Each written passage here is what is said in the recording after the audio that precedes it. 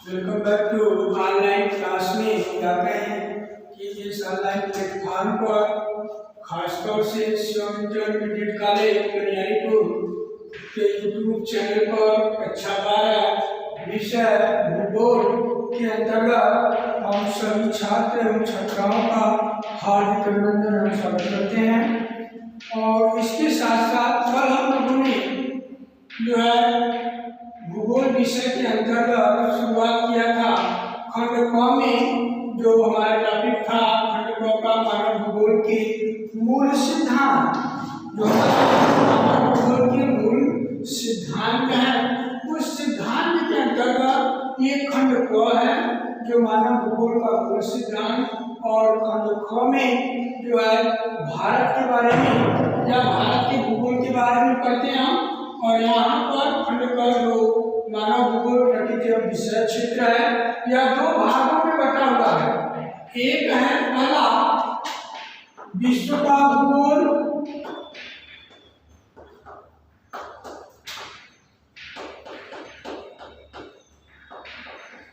विश्व का भूगोल पढ़ना है, और दूसरे भाग में भारत का भूगोल है।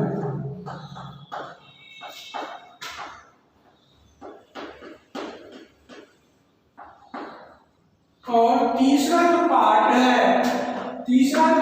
वो 30 नंबर का प्रैक्टिकल है। 30 मार्क जो मिलते हैं वो प्रैक्टिकल पर है, ठीक है। ये कुल मिलाकर के 100 नंबर का है।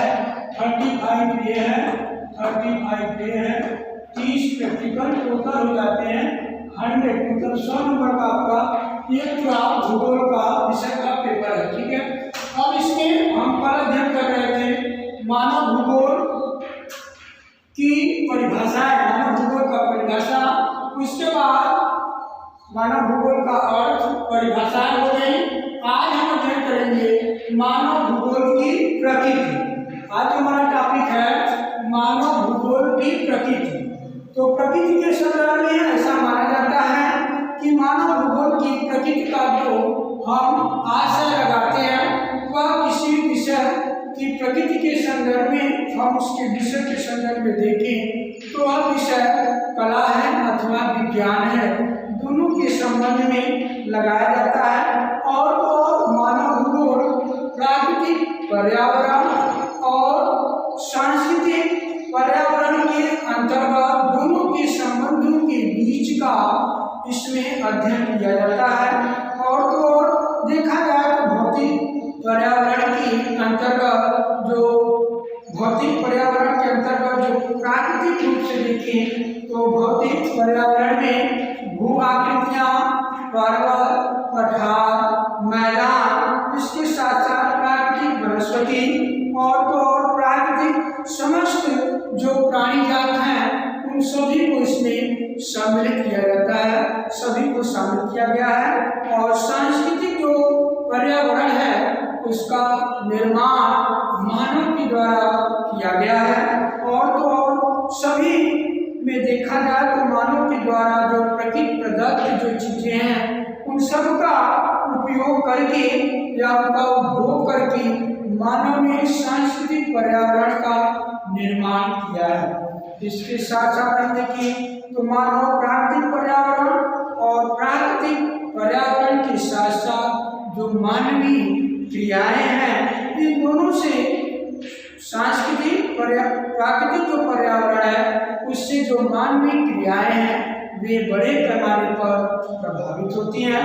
और तो प्रौद्योगिकी करता है कि किसी भी समाज का जो सांस्कृतिक विकास है यह उसके स्तर की द्योतक होती है, किसके प्राकृतिक पर्यावरण के स्तर की द्योतक होती है, जिसमें मनुष्य प्रकृति के नियमों को ठीक से समझ करके ही आगे चलकर प्रौद्योगिकी का विकास कर पाता है। इसके साथ साथ देखा जाए तो मानव धीरे धीरे सभ्यता के विकास के काल में अगर हम देखें तो विश्व स्तर पे जो है भूगोल शब्द जो आया हुआ 18वीं शताब्दी में भूगोल विषय प्रचलित रूप में आया है। 18वीं शताब्दी के पहले भूगोल का कोई विशेष अस्तित्व जो है विश्व के सामने या मानव के सामने इसका अस्तित्व दिखलाई नहीं पड़ता। और तो धीरे धीरे 18वीं या 19वीं शताब्दी में मानव धीरे धीरे जो विकास के पथ पर आगे बढ़ रहा था, इसमें देखा जाए तो मानव ने घर्षण के द्वारा ऊष्मा को उत्पन्न करना, और घर्षण और ऊष्मा के ज्ञान ने धीरे धीरे मानव ने जो अग्नि का आविष्कार किया, इसके आविष्कार को जो मानव ने अग्नि का आविष्कार कर लिया, सक्षम बना लिया, तो मानव ने डीएनए का आविष्कार किया। उसके साथ साथ आनुवांशिकी जो लक्षण हैं उन सब के विकास के साथ साथ मानव के अनेक प्रकार के जो रोग हैं उन रोगों के इलाज को मानव धीरे धीरे संभव कर पाया है। तो देखा जाए तो जो इलाज करने में मानव धीरे धीरे सक्षम बना।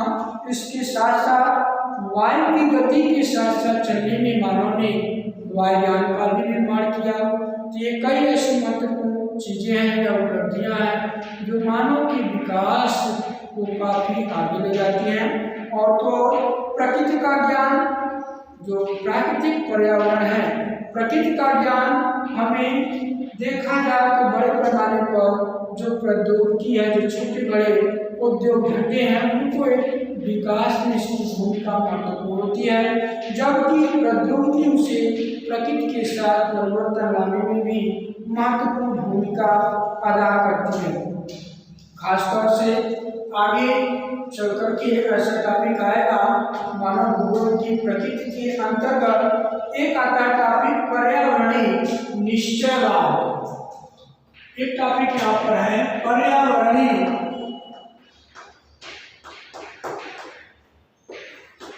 निश्चयवाद।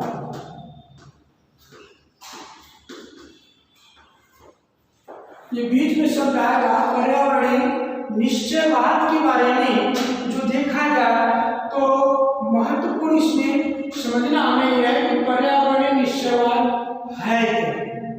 पर्यावरणीय निश्चयवाद है क्या? यहाँ पर्यावरणीय निश्चयवाद के बारे में देखा जाए, जो भूगोलवेत्ता हैं उनके अनुसार यह माना जाता है कि प्राचीन काल में, आज से 200-300 वर्ष पहले देखा जाए तो जो आदि मानव था, पाषाण काल के बाद का अगर हम अध्ययन मानव का करें तो उसमें मानव क्या था, आदिम सभ्यता के समय में मानव प्रकृति के साथ, प्रकृति से डरता था।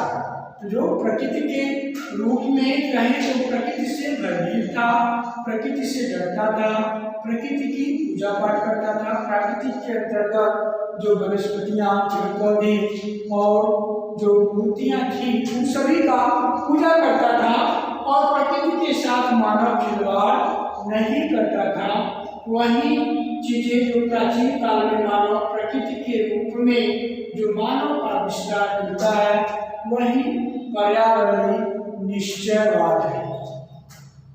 और तो देखा जाए तो कहा जाता है कि जब प्रकृति मानव पर अपना पूर्ण नियंत्रण कर देती है तब वह अवस्था मानव का प्राकृतिकरण कहलाता है।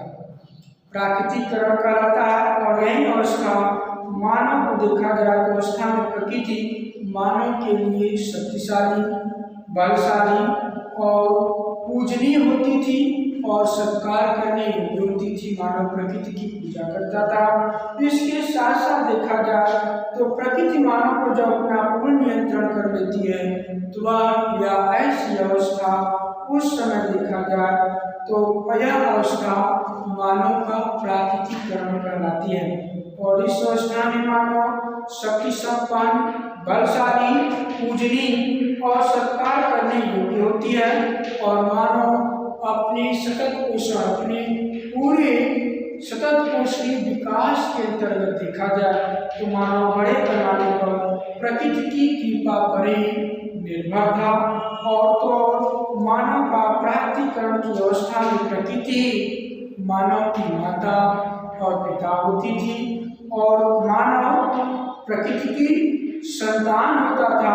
तुम्हारी सैंपल के शब्दों में है, तुम्हारी सैंपल में लिखा है, उन्होंने क्या लिखा कि मानव भूपृष्ठ की उपज है। मानव भूपृष्ठ की उपज है, जो हमारी पृथ्वी है, इसी पृथ्वी की उपज मानव है।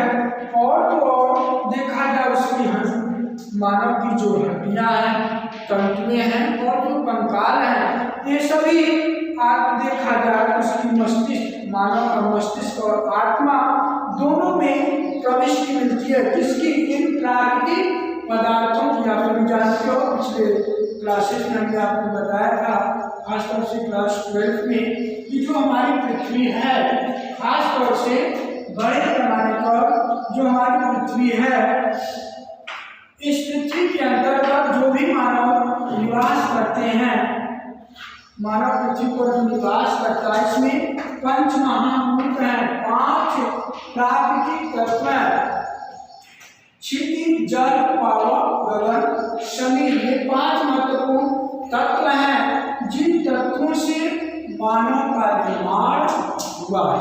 कार्य करने का तात्पर्य कह सकते हैं, आप पिछले क्लास में पढ़ चुके हैं कि मानव का जो निर्माण है वह 5 महत्वपूर्ण प्राकृतिक तत्वों से हुआ है।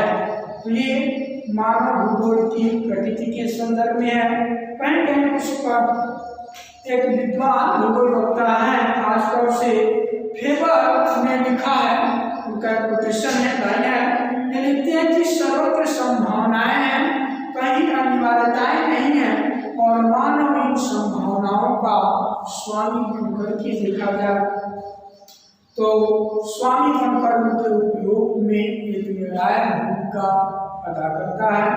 ये मानव भूगोल की प्रकृति के संदर्भ में, या मानव भूगोल की जो प्रकृति है, इसके साथ साथ एक टॉपिक इसमें और है, प्रसिद्ध भूगोल वक्ता जीन ब्रूस के अनुसार है। ये क्या कहते हैं कि जिस प्रकार अर्थशास्त्र का संबंध कीमतों से है, ठीक उसी प्रकार भूगर्भ शास्त्र, जो हमारी भूगर्भ शास्त्र पृथ्वी है, उसका संबंध चट्टानों से है। क्योंकि हमारे इस धरातल के नीचे कई प्रकार की जो चट्टानें हैं, उन चट्टानों से वनस्पति शास्त्र का संबंध पौधों से होता है, और तो मानव जाति विज्ञान जो है उसमें उसका संबंध जातियों के अनुसार है, जातियों का वर्णन मिलता है। इतिहास का संबंध किससे है? समय से है। ठीक उसी प्रकार भूगोल का जो केंद्र बिंदु है वह स्थान है। स्थान का तात्पर्य कोई राज्य हो, कोई देश हो, या राज्य हो, या कोई जनपद हो।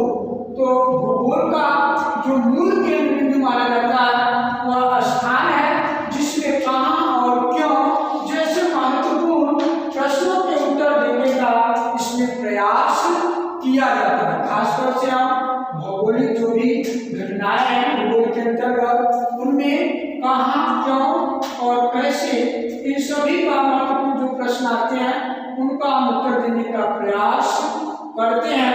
ये हमारा खास तौर से प्रसिद्ध भूगोल वक्ता जीन ब्रूस के अनुसार है, उनका एक कोटेशन है। ये कोटेशन काफी महत्वपूर्ण है, खासतौर से मानव भूगोल की प्रकृति के संदर्भ में ये कोटेशन काफी महत्वपूर्ण है, काफी सिंपल है, इसे आप याद कर सकते हैं। आज की क्लास में बस इतना ही। इसके आगे हम पढ़ेंगे कि मानव भूगोल का विषय क्षेत्र। अगले टॉपिक में हम पढ़ेंगे मानव भूगोल का विषय क्षेत्र। धन्यवाद।